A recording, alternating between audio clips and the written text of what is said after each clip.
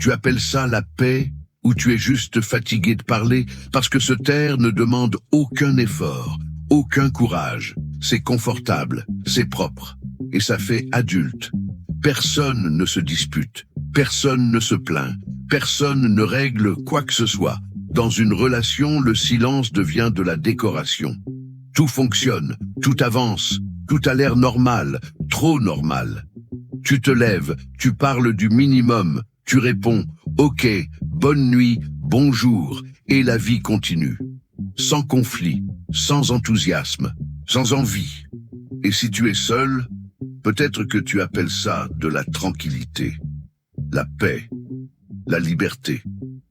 Mais au fond, ce n'est qu'une absence de bruit. Le genre de silence qui ne dérange personne. Sauf toi. Parce que quand tout devient trop calme, ce n'est pas de l'harmonie, c'est un renoncement poli. Et le plus étrange, c'est que tout le monde pense que tout va bien. Toi y compris. Jusqu'au moment où tu te rends compte que tu ne ressens plus rien, tu fonctionnes comme une entreprise bien organisée.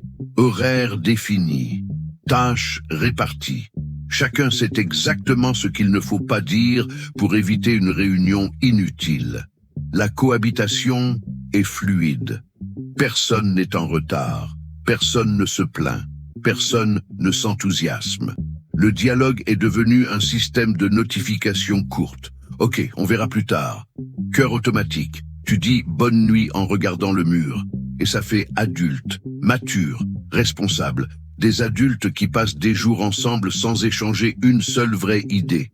Qui connaissent le mot de passe du Wi-Fi, mais ne savent plus ce qui dérange l'autre. Et quand quelqu'un demande comment ça va, la réponse sort toute prête. Tout est tranquille. Trop tranquille. Tranquille comme une salle d'attente. Même quand tu es seul, tu entres dans la même logique. Vie bien organisée, agenda plein, personne pour mettre le bazar, personne pour provoquer. Tout est sous contrôle.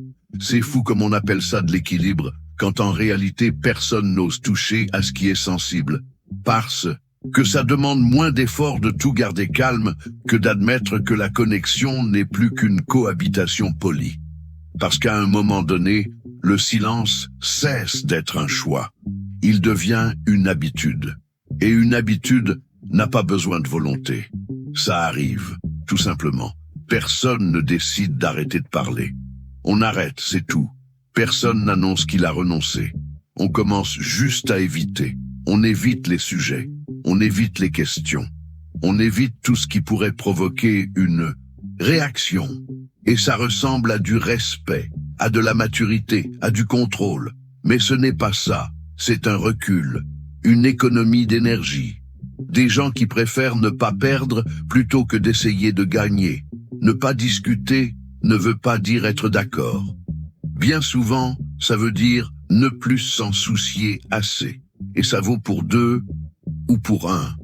Parce que se taire demande moins d'efforts que d'affronter ce qui dérange.